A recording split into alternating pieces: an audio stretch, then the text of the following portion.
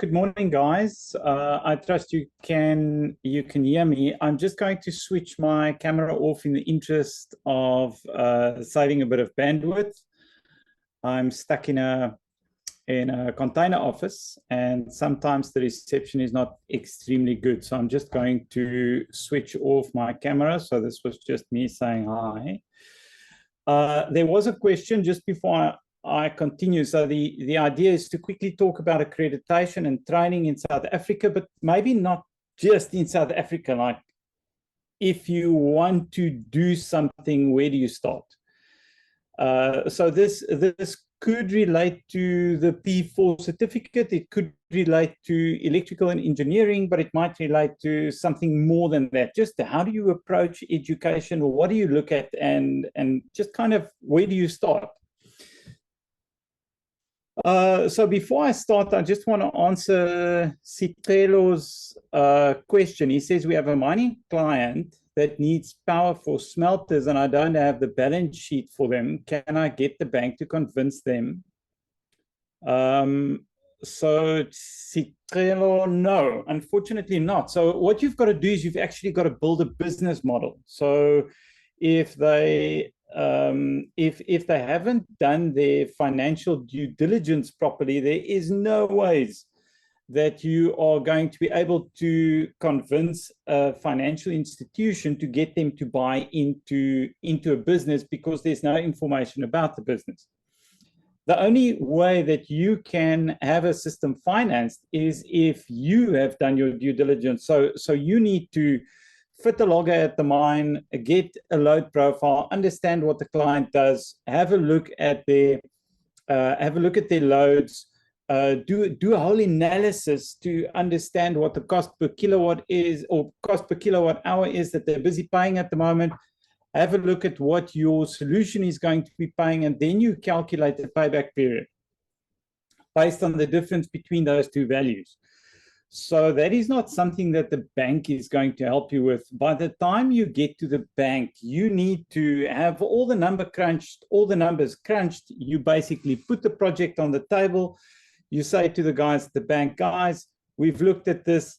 It is a financeable deal, and then the bank will be interested based on the figures that you present to them, because there's no sense in financing a model that's not financially sustainable, and the bank needs to manage their risks.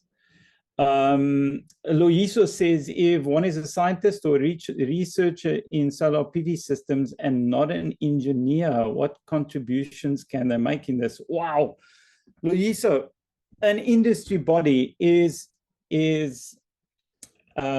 extremely diverse, and there are so many different guys attending these meetings. So today we've got around 90 guys attending the meeting, and in this meeting we don't just have guys who are interested in doing installations and interested in doing sales. We've got insurers, we've got financiers, we've got installers, we've got guys that are interested in importing products. So we've got a wide range of guys, and what a researcher can do is a researcher would be able to start looking at the market and addressing certain things, like Mariesha did with the statistics on fire. So researchers would try and get data from other distributors and extract interesting models to show what the rate is that solar is growing in South Africa and that kind of thing. So there are lots and lots of opportunities for guys, whether you're a scientist or a researcher. There's a place for you in the solar sector, and there's definitely a place for you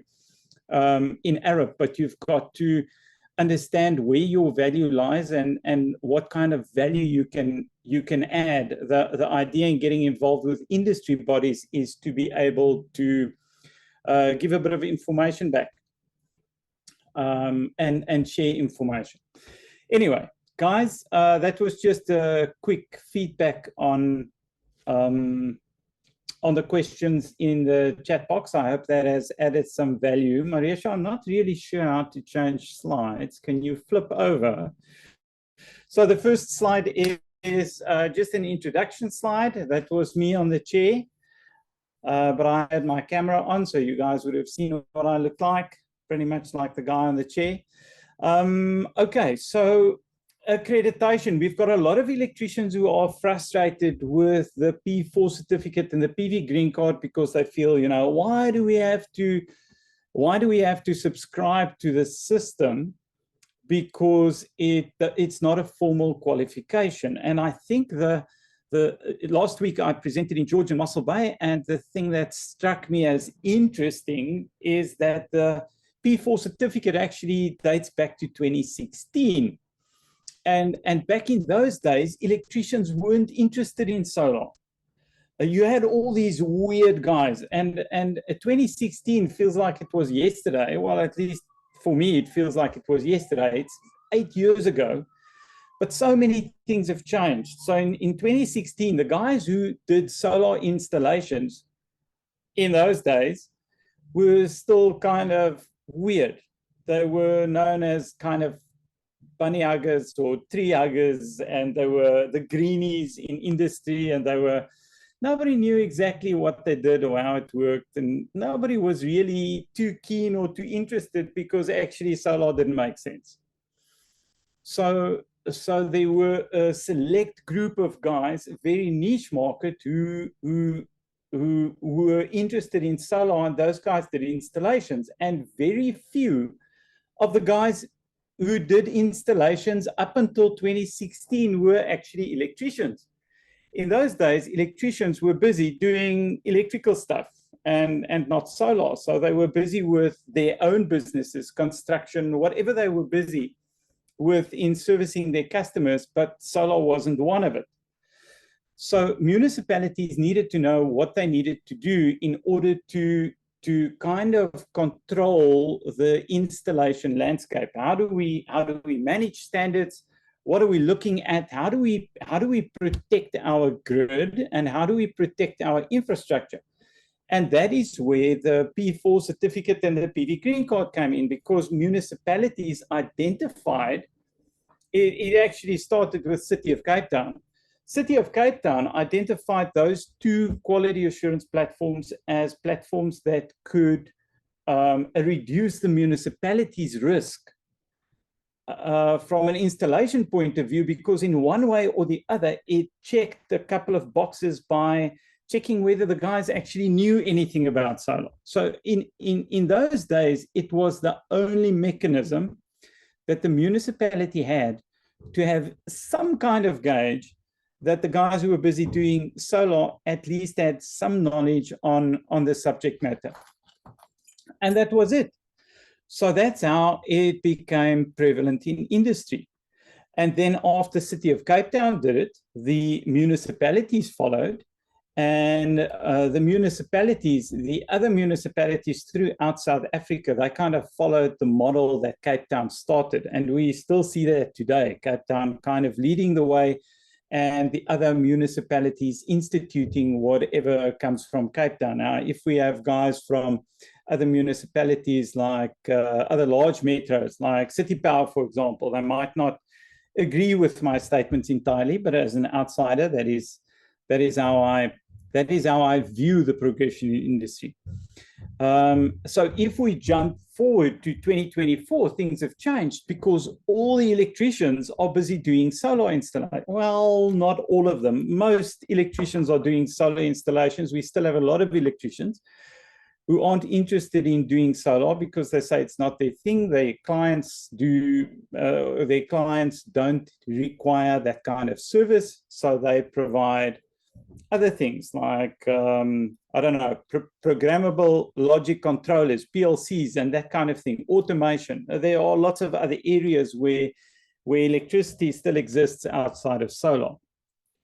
So at the moment, there is a formal qualification, a formal solar PV service technician qualification. The qualification is not going to replace the accreditation. The accreditation, so the P4 certificate is an informal qualification, but the P4 certificate has actually, the tests and exams have actually been written in more than 13 countries. A lot of those countries are based throughout Africa. So what we see the P4 certificate doing is moving into different parts of the world. And a formal qualification in South Africa is not going to take that away. What was interesting when Anne mentioned we have over 4,000 members at the moment, that is amazing, because when we started AREP, we kind of had to create the constitution in a way where we didn't need to have 50% of the members present during meetings in order to reach a quorum, because we said that the association needs to have at least 20,000 members. So when AREP was started, 20,000 members was kind of the ballpark. That is where we were aiming towards. So it is super exciting to see that we're sitting at 4,000 members at the moment. As we move into, I see the next item is international accreditation. As we move into the rest of the world, we have already started talking, and when I say we, at AREP, we have already started talking about an office in the UK, for example. And if we have an office in the UK, the accreditation will be accepted in the UK based on the work that the organization does in that country. So even though it is a local accreditation at the moment, it's been written in 13 countries or more than 13 countries, but it doesn't mean that it's accredited everywhere. So we will continue working to get this accredited in other countries, but that is super exciting. Now, if you want to know where you need to start with training, you've actually got to start with where you want to end. And that's a kind of it's a different way of looking at education. You speak to someone, you say, what do you want to become? He says, I want to become an electrician. And yeah, sure, that to a certain extent is where you want to end. But would you like to issue COCs? Do you want to become a master electrician? Do you want to grow further and eventually become an engineer? So you've got to understand what your target is, because that target changes how you approach your training. So if you look at training per se, what you guys have to do is you have to spend. We are so used to clicking a button and getting a result. I want to start training and I want to start training tomorrow. So I'm prepared to take my credit card, I go online, I click, and I want to pay and start tomorrow. Guys, that is not the way you should be doing this. You should just breathe, take a minute. In fact, take a month, take 6 months, take a year. It took me 2 years to know where, it took me 2 years of research just to decide where I was going to do my trade test. Yeah, I know Maria probably chuckles at the moment because I'm extremely slow when it comes to making decisions, but there's a reason for it, because I overthink stuff, and that's amazing. You have to overthink stuff again as well, because it gives you the opportunity to make sure that when you make the decision, you make the right decision. So how do we overthink education? Well, you've got to do your research. Have a look at what it is you want to become.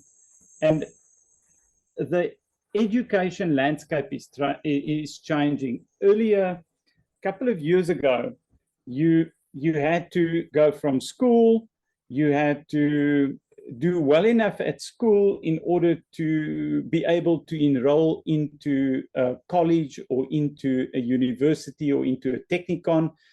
And then from there, you would probably do your trade or whatever the case may be.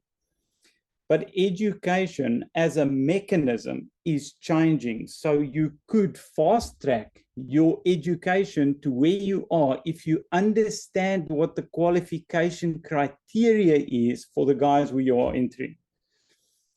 I'll give you an example. A trade test. To write a trade test is at a level N4.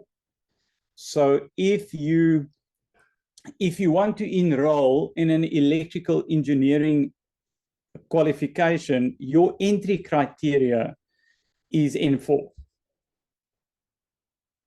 So you could use your trade test and one theory test that you do at a college that's at a level N4 in order to qualify. You don't have to go N1, N2, N3, N4, and then do your electrical engineering. So you just spend some time doing research, understand how the education environment works. And that'll tell you what the best route is. Now, on the next slide, I have an example of how the education platform is changing. This and this is it's a place called New Gen Trade Schools. It has nothing to do with AREP. It has nothing to do with PQRS. It is not represented anywhere else. But I wanted to give you guys an idea of where the education environment is going and what is possible. So you could, by enrolling with these guys, and I'm not saying you should, I'm just giving you an idea of where the education platform is going. You enroll into a trade school at the age of 15. By the time you reach 19, you are a qualified tradesman. You've got, and not only do you have your 4 years worth of experience, you also have business skills that are internationally accredited. So we see a lot of things changing in the education platform, and you guys have the choice of hundreds of different avenues where you can do international courses from your laptop or from your phone. You don't even have to go to the university, to the international. You don't have to go to the university if it's based in a different country. You might have to go there to write your exam, but you can do all of your courses locally, and your qualification can be an international qualification. So I think what I want to say is take the time to understand where you want to grow to.